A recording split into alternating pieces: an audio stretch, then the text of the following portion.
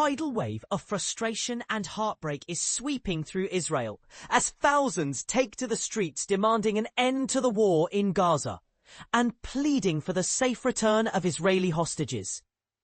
If you think the situation is black and white, think again. Because beneath the surface, controversy and raw emotion boil over at every turn. On Saturday night, immense crowds flooded Tel Aviv and Jerusalem. Their voices unified in a passionate call for Prime Minister Benjamin Netanyahu to accept a ceasefire in Gaza and secure a hostage exchange. In Tel Aviv, the message was crystal clear. A giant banner declared, "President Trump, save the hostages now." It's a dramatic appeal that's bound to divide opinion. After all, involving foreign political figures in Israel's internal crisis is as contentious as it gets. But here's where it gets even more complicated. The protests erupted just after an Israeli airstrike demolished yet another high-rise in Gaza City, the second such attack in as many days. The 15-story Al-Sussi tower, home to numerous displaced Palestinians, was leveled, while the Israeli military stated the building was being used by Hamas operatives. Residents and eyewitnesses described it as a residential sanctuary for people who had already lost everything. Online footage captured the devastating collapse, further fueling the fiery debate over civilian safety in the conflict zone. As buildings crumble in Gaza, Israeli Defense Minister Israel Katz posted the destruction of Al-Sussi Tower on social media with the words, "We're continuing." The message was unmistakable. Israel's military operation shows no sign of slowing, regardless of growing international and domestic calls for restraint. Complicating the matter further, just hours before the strike, the Israeli army urged residents of Gaza City to evacuate south to the so-called humanitarian zone in Al-Mawasi.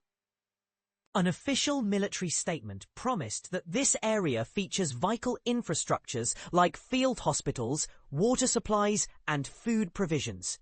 But, and this is the part most people miss, many Palestinians have voiced deep skepticism, insisting that nowhere is truly safe. The UN has gone so far as to warn of an impending disaster if the military presses ahead with plans to seize Gaza City, pointing to the approximately 1 million people who remain in or around the city.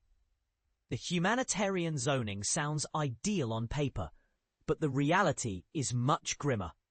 Israel initially declared Al-Mawasi safe at the onset of the war, after Hamas's October 7th attack sparked the conflict.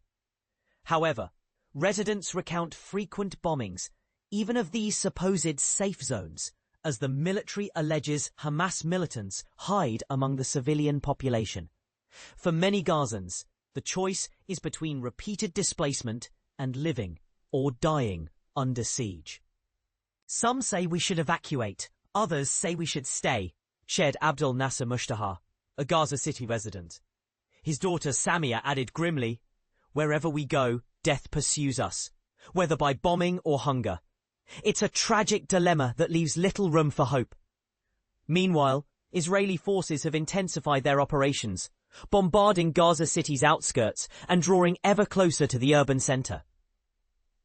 In a move that shocked even some within his own government and military, Prime Minister Netanyahu, under pressure from his right-wing coalition partners, ordered a direct assault on the city, reportedly overruling warnings from top military commanders. The military has, in turn, mobilized tens of thousands of reservists for the push. And this is fueling another controversy.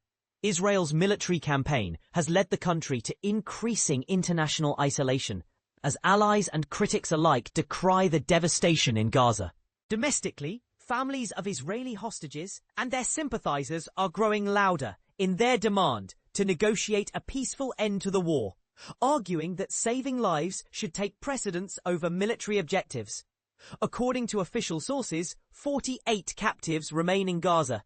It is believed that only 20 are still alive. Hamas recently released a video of 2 hostages appealing directly to Netanyahu not to proceed with the planned offensive, a gut-wrenching glimpse into the harrowing uncertainty facing these families. Every side claims to have the moral high ground, but who ultimately pays the price?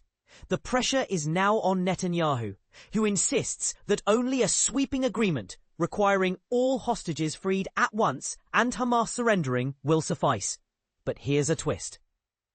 Military officials claim Israel has already dealt punishing blows to Hamas's leadership and military ranks, reducing it to a smaller, more elusive guerrilla force.